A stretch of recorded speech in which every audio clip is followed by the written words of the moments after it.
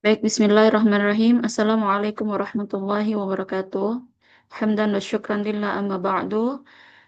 Adik-adik mahasiswa sekalian, pada kesempatan kali ini kita akan membahas mengenai hadonah dalam perspektif fikih atau yang umum dikenal dengan istilah pengasuhan anak. Adik-adik sekalian, pengasuhan anak pada saat keluarga ini dalam kondisi utuh, normalnya pengasuhan anak ini adalah menjadi hak bagi anak dan merupakan kewajiban kedua orang tuanya, kewajiban ayah dan ibunya. Namun kemudian hal ini akan menjadi berbeda ketika eh, orang tuanya berpisah atau orang tuanya mengalami perceraian dalam pernikahannya. Maka hak asuh anak mau tidak mau akan jatuh kepada orang yang paling berhak untuk mengasuh di antara keduanya, atau yang biasa kita sebut dengan istilah hadin atau hadinah. Nah, dalam konteks orang tua yang berpisah, nanti kita akan melihat siapakah sesungguhnya yang paling berhak dalam mengasuh anak, apa saja hak-hak anak, dan kriteria seorang pengasuh itu seperti apa. Secara etimologi atau secara bahasa, haldonah itu berasal dari kata al-hidnu yang artinya adalah di samping atau merengkuh ke samping. Ke samping ini maksudnya adalah di antara ketiak dan tulang rusuk seseorang, seperti menggendong. Nah, itu namanya al-hidnu.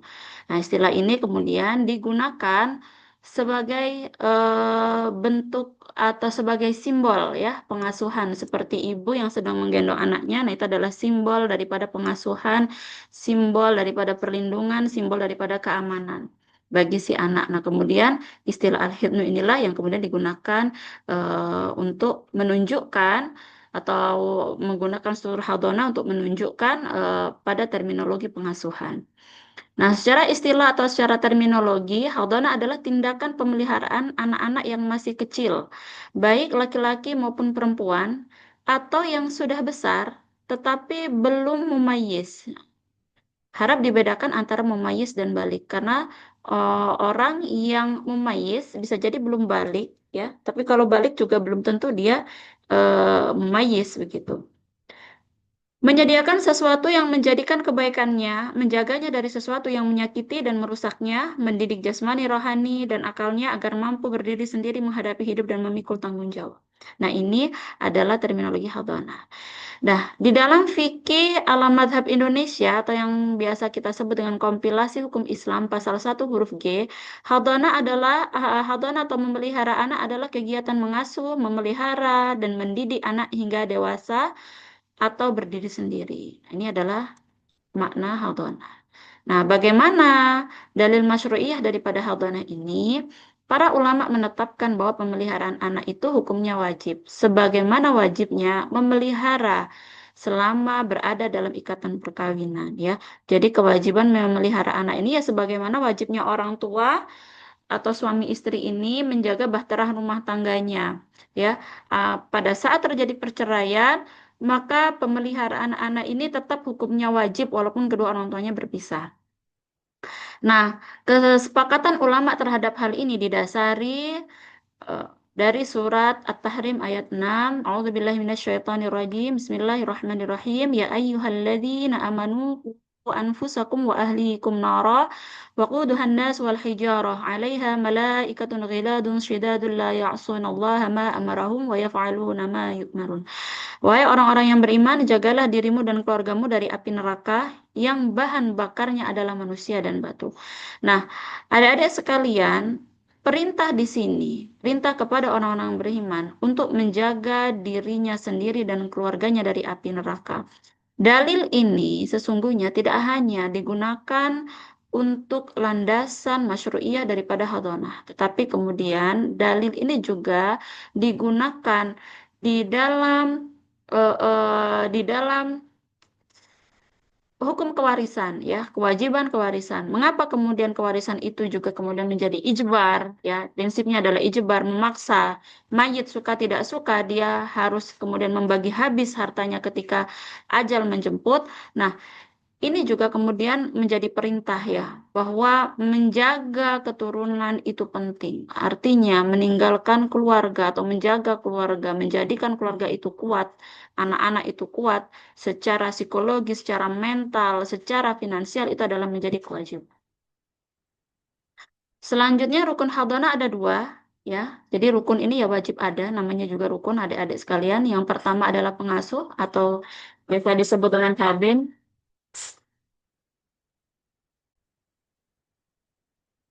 Baik, kita lanjutkan bahwa rukun hadanah ini ada dua. Yang pertama adalah pengasuh atau yang biasa disebut dengan hadin.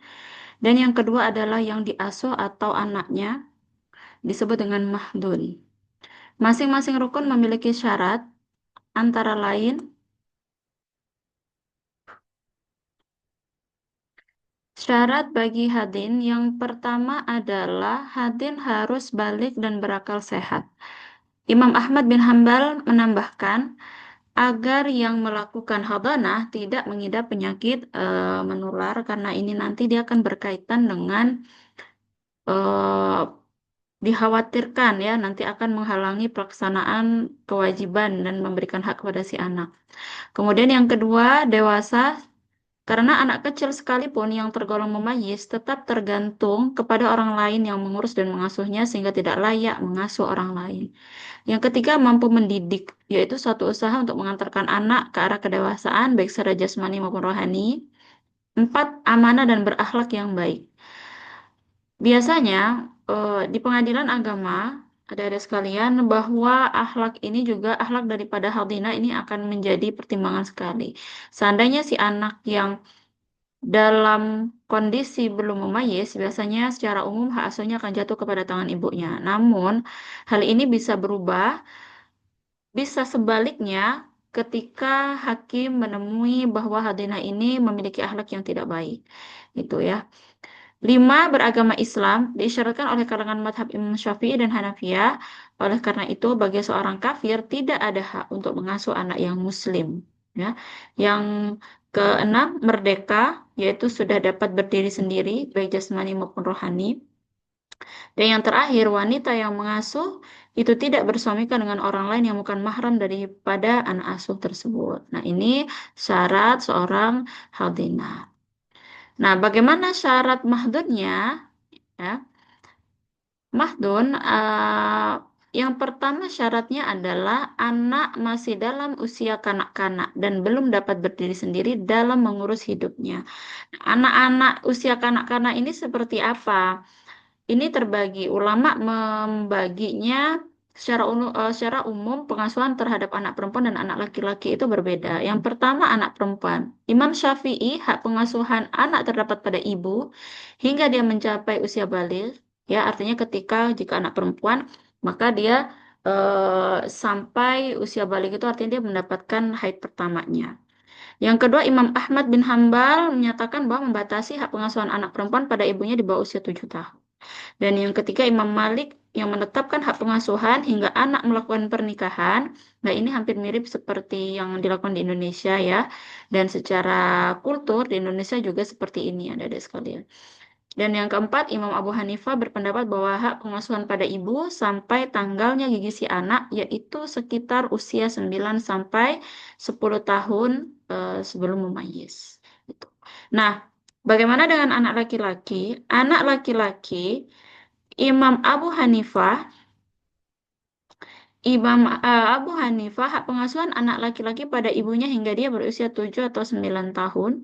Sedangkan Imam Malik menyatakan membatasi hingga usia balik si anak. Artinya ketika anak mengalami mimpi pertamanya, mimpi basah pertamanya. Kemudian yang ketiga Imam Ahmad bin Hambal menetapkan ketentuan yang sama dengan anak perempuan yaitu di bawah usia 7 tahun.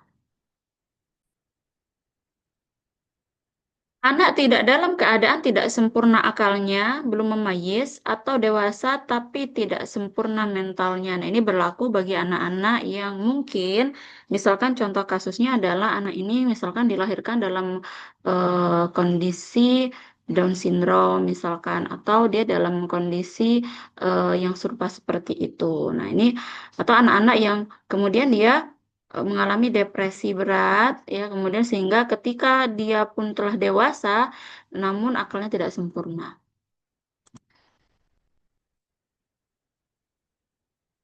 Baik, urutan hak asuh, ya, urutan hadin.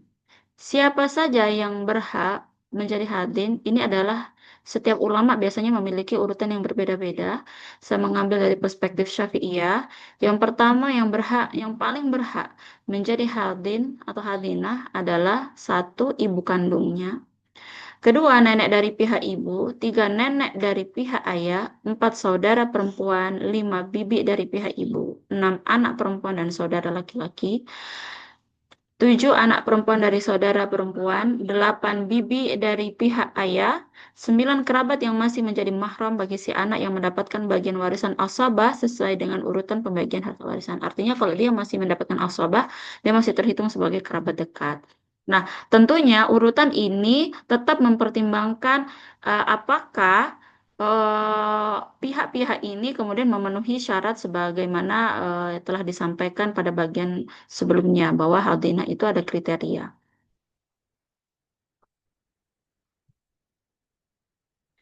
Nah, apakah ada hal yang dapat menggugurkan hak asuh seorang hadin? Yang pertama, hak asuh hadinah atas mahdun akan gugur apabila hadinah tidak memenuhi syarat sebelumnya. Selain itu, satu, perginya hadin ke tempat yang jauh sehingga menyulitkan ayah dalam menunaikan kewajiban bagi sang anak juga dapat menjadi sebab gugurnya hak hadonah. Nah, ini apabila memang kepergiannya ini tidak ada kaitannya dengan kebutuhan daruriyah, ya, dengan kebutuhan atau pemenuhan daripada maqasid syariah yang lima, ya. Nah, ini maka dapat menjadi sebab gugurnya hadinah. Dan yang kedua, hadin mengidap penyakit yang membahayakan. Yang ketiga, fasik. Fasik itu artinya dia meremehkan, dia mendustakan agama, itu fasik. Dan yang keempat, apabila dia menikah kembali. Apa saja sesungguhnya hak-hak mahdun dalam hadana? Yang pertama, setiap anak berhak mendapatkan pemeliharaan, pendidikan, kesehatan, rumah, dan lingkungan tempat tinggal yang baik, lahir dan batin termasuk mendapatkan curahan kasih sayang. Nah, ini adik-adik sekalian, ini menjadi hak utama bagi anak-anak. Yang kedua, semua biaya kehidupan anak menjadi tanggung jawab ayah dan ibunya. Namun dalam perspektif Islam, sesungguhnya nafkah anak itu menjadi tanggung jawab ayah, ya, sekalipun kemudian ibunya yang paling berhak, dalam dalam hak pengasuhan, tetapi kemudian nafkah itu tetap menjadi tanggungan daripada si ayah. Yang ketiga, ini sebetulnya ada relasinya ya ketika dalam dalam case